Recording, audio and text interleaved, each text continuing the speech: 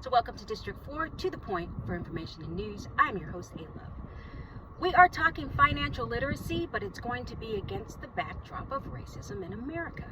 And the reason why I'm doing this is because many of you reminded me that the first part of the Racism in America sort of series that I did is actually not available online anymore. And everyone liked it enough for it to be something that they wanted to actually hear and compare it and, go with the second half, which is when I talk about the emotional argument, the argument about Karens and their derivation, the process of being a Karen. I also talked about in that video the dynamics between the players in this game of racism and how it started with, much more primitive than what we realize. And a lot of it turned into emotions, and it turned into, some of these slave masters being in relationships with, what would be their slave, but really their woman, but they couldn't publicly announce that. Having a wife on the side, which you could not publicly denounce, and her kind of understanding that she's not really the main woman, and all the feelings and emotions that go into this type of thing, the mistreatment and isolating the woman, keeping her from her male counterpart, and even maybe winning her over from the male counterpart, and how it changes when he tries to return again. So we have these types of dynamics that become part of racism in America. And then we also have this part, which is the main part, which is the money. It's the financial part. It's knowing and understanding that money played a large part in almost anything we do. And it can be disguised under something like racism. Something like, oh, I don't like you, and this is the reason why. So it's a lot to cover. It's going to be a lot of statistical data, so I'm going to cite my sources up at the beginning. One of my sources is going to be a book called Historical Statistics. Another one of my sources will be The Price of Today. Will be Vital Statistics. I usually use them quite often. And then another one is a Miami University's study it's called Measuring Worth by Sam H. Williams. So those are all my sources. I don't have to recite them. They're here at the top of the page. Okay, so we're going to start with in the 1800s, okay? And we're going to adjust all of these prices for inflation so you can see how much money people were actually making for slaves, okay? If you can imagine how many the average place had, okay? Just one moment. Okay. This is what happens when you don't tape inside a studio. Okay, so the average person had. So we're talking about the adjusted price of slavery. So in $800 in the 1800s was the price of a really good slave. Okay. You adjust that for inflation today, it is $22,000. Okay. You have field hands, which were worth more. They were stronger. They were more capable. They could work harder. They could be more out in the sun for long periods of time. And that's $1,200 for the 1800s. If you adjust it for today, that's about $33,000. You only needed 5, right? If you had 3, that was probably enough to keep you're going, and plus the money that you're making from the actual product itself, which was mostly cotton. Looking at my notes for those of you that were looking down. Okay, and then also, the average slave price is equivalent for carrying and just the viability for resale. I guess I'll look at it that way. Would have been in today's prices equivalent to 1,014. I mean 100,014. Resale on a healthy slave, what they used to call buck, right? Which is a male slave, right? And then we have average earnings being of $240,000. We have adjusted for inflation, today's pricing for that average price back in the 1800s would be 3.4 million. Let's take in consideration, right? America is richer now, right? Things are valued at more, and inflation is quite high at this particular point. So you could make that today roughly, right? Because it would be adjusted considering how much that price actually is. But for back then, if you had a healthy slave, if you had a strong slave that could work long hours and, you know, really put in the work that you needed them to put in because it was involuntary, then you have a pretty good resale, and you have a very large amount of money just coming in general. So you're basically making yourself rich on the backs of someone else, right? Let's talk about what's considered. So let's consider inflation means wages of today, basically. It's another way to find and to adjust, because people ask me, well, how do you get the adjustments? Where do they find it? Other than the obvious data that's available, it's really that it's going based on maybe wages and other factors, but mostly wages. Okay. So whoever asked that question, there's your answer. Another part we want to talk about is, so there's quite a bit to this, right? But we break down to the average problem of finances that still exists in America today. We still have the majority of the earnings and money going to white males. And there's a hatred for that, right? Because now we're going to talk about this reverse discrimination thing, right? Oh my God, I'm not being treated fairly, and, you know, I am a white male and I don't understand what's going on. And you have black people even falling into that, and Asians and any other race sort of falling into the disguise that it's, you know, it's based on racism. And this is to blind you, right? It's to keep you from figuring out what's actually going on. Because the reality of the situation is it's about money, right? So if it's about money, as this video applies, right? If it's about money, well, what would be the source of this sort of racism, in quotation marks, of today? Let's talk about how many people are involved in finance. What is money making? It is finances. It is the ability to manage money, to earn money, to build money, to spend money wisely, to budget money, to, what is all that? It's finances, right? A finance major, a mathematical major, it's those people that are getting the financial wealth that everybody else is seeking. Here's some stats for you.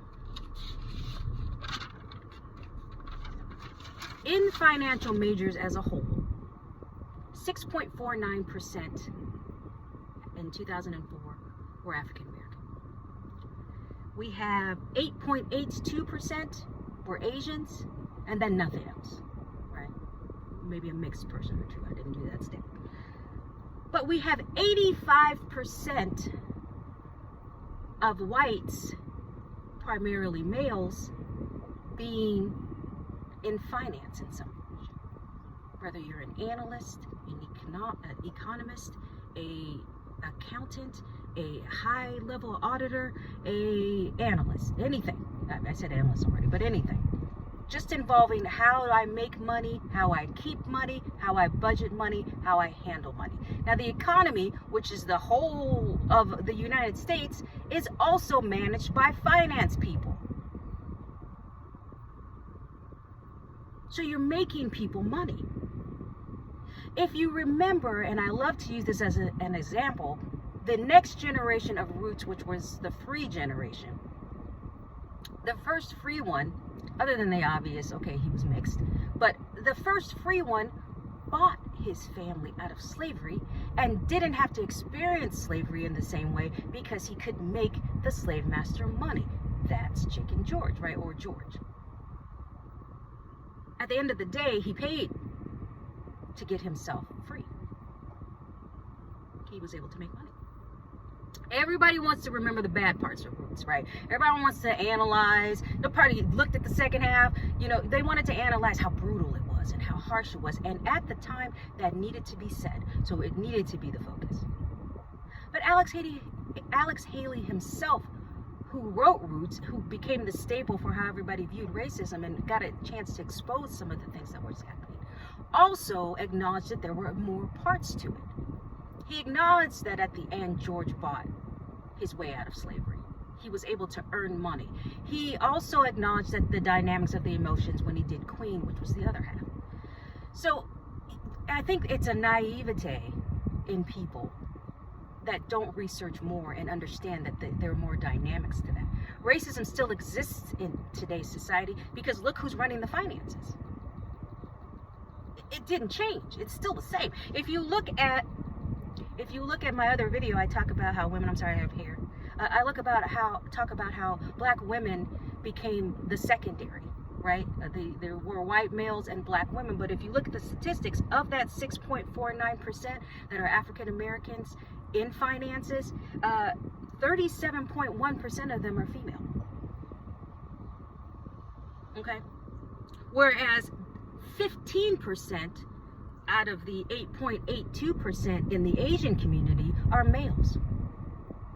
So they have a larger percent of men going into that field, whereas it is a larger percentage of females going into the field for African Americans. Generally, African Americans, females, don't have a male in the house. And I talked about that dynamic a little bit in the first part, or what is now the first part, the emotional part of the argument, because I wanted to illustrate how that came to be and why it still exists today. It came from the male being removed from the house and then trying to reacclimate himself back in, and her having the ability to do a whole bunch of stuff that no woman could do back then. We were already working. I already illustrated that. If you look at one of my other videos about women in America, about how ERA was taken too far and how ERA wasn't a struggle for African American women necessarily, because we were already working. We were already running our own households. We were already raising 2 sets of children, taking care of 2 sets of men if your man was still there, and making sure we knew everything that was going on business-wise, because we had to make sure everybody was doing what they were supposed to be doing and our place in that area.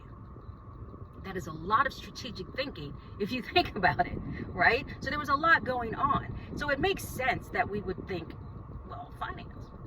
Shoot, I can run my house. Why can't I, run a business? Of course I can, So it sort of goes along with why these things still exist and how they haven't really changed that much. If you know how to make money, if you have the ability to make other people money, if you have the ability to give a job rather than just take one, what is your value? You're going to be more valuable.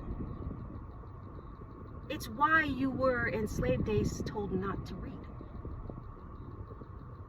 Right? Because you read qualifies as education. You educate yourself, you have more of an ability. That ignorance that is once being used against you can no longer be used.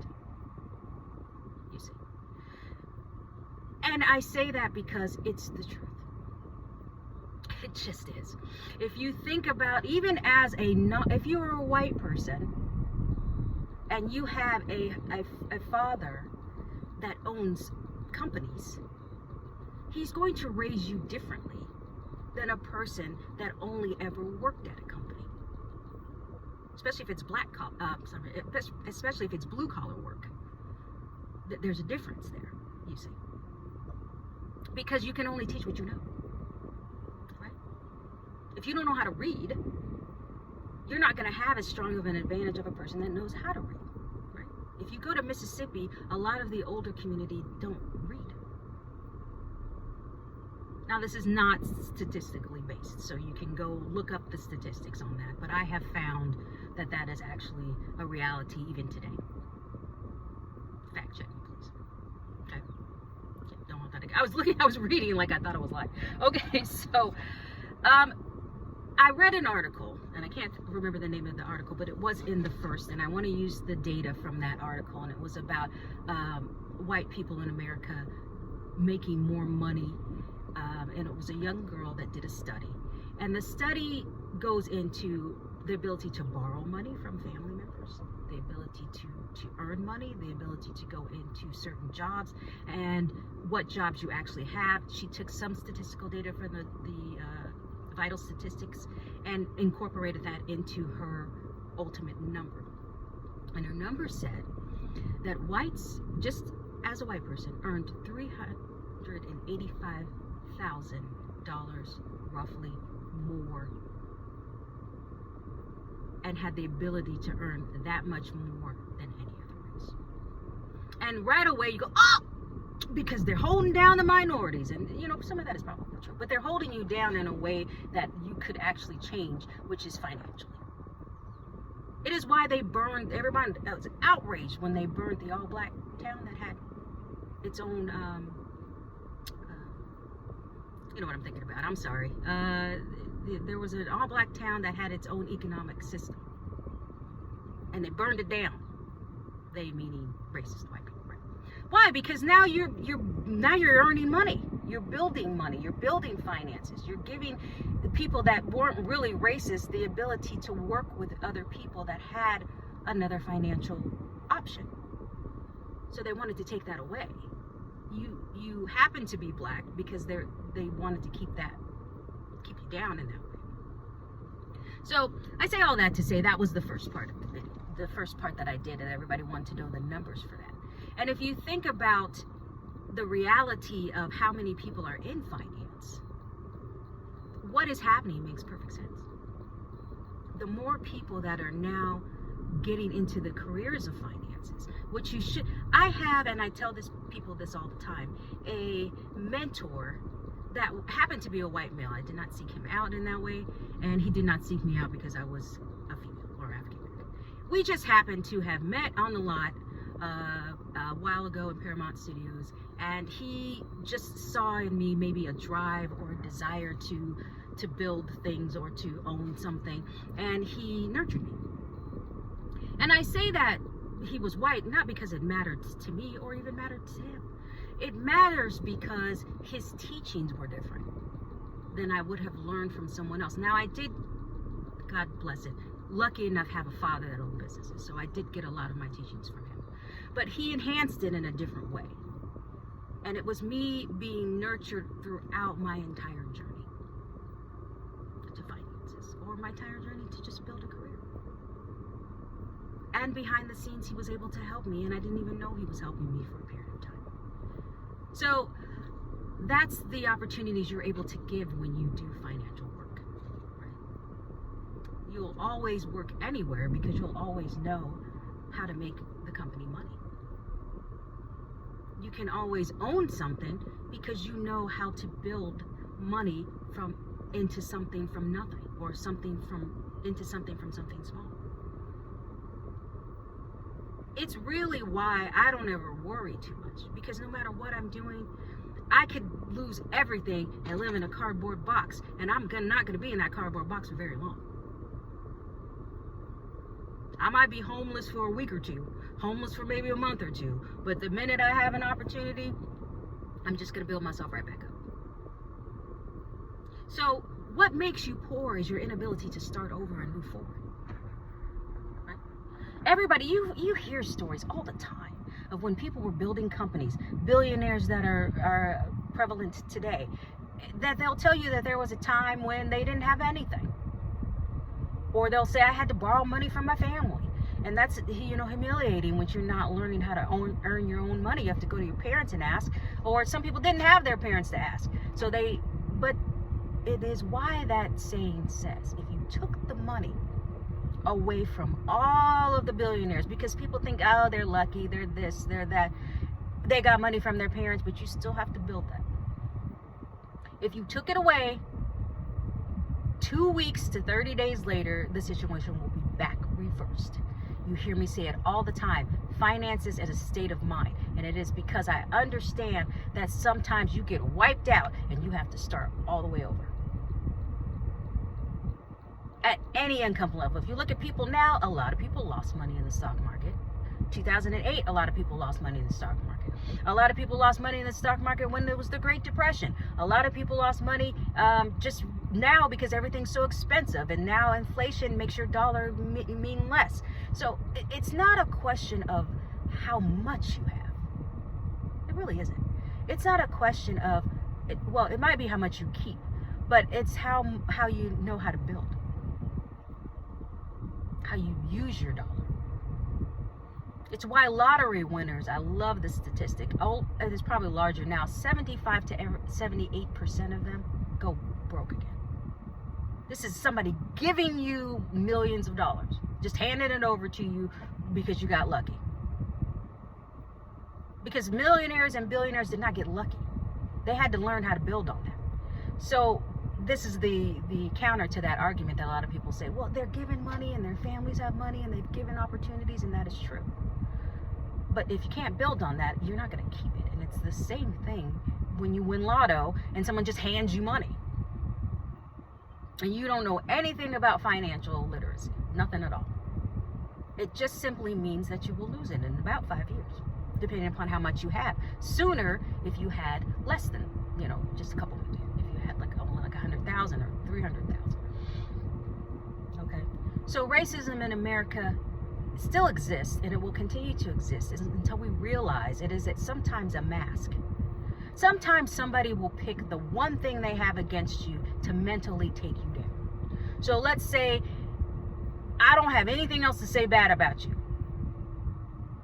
but you were slaves by my people back in the day. So I'm going to use it. If I know it gets to you, I'm going to use it. I'm not going to tell you what my real reason is. My real reason is you have more money than me, and I don't want that to be a problem. So how do I keep you from earning? I have to use your mentality. I have to keep your mind wrapped up in something that it doesn't need to be wrapped up. You need to be going down the road on a tangent that has nothing to do with what my goal for you really is. Why would you not have a slave read just because they're a slave? Why can't you learn how to read? You can still learn how to read and be a slave at the same time. Because capturing my body wasn't enough. You had to capture my mind. It's just the truth. So mental games still exist. So therefore racism still exists. Therefore poor people still exist. Therefore the government still exists. Because it has to. Right? It has to. Because you're not catching on. So, you will find the least racist people are some of the people with the most money. You're going to say, oh, that's not true. They're still racist and blah. Okay, I'm not saying there's not still an emotional angle to that. But guess what? They grin and bear it and learn how to work with people because that person can earn the money. George was still the dynamic of that was his son. He was with his mother and all of these things going. That dynamic didn't ever change. George didn't ever feel like that was his dad. But they managed to meet minds when they realized they could earn money for each other. It works still today. All right, I think I covered this enough. I've kind of beat a dead horse, but I'm letting you guys kind of know this view of it, this understanding of it. And so people just don't even want to consider certain things. And I just wanted this to be something that you think about. When I mentioned my mentor, it is because he taught me, listen, you go into sales, you go into law, you do something financial. Now, if you decide later you want to become a dancer, okay, fine. You decide later you want to be an actress, okay, fine. If you decide later you want to arts major, okay, fine. But that's not what I need you to be thinking about. I need you to be thinking about how to earn money, how to earn other people money, and how to be a part of a capitalistic society. His words exactly. Okay? So thank you so much. Make sure you like, comment, and subscribe. Check out my TikTok. Look at my lives because I'm going to have a couple more of those. And I'm going to also do the Diddy trial. And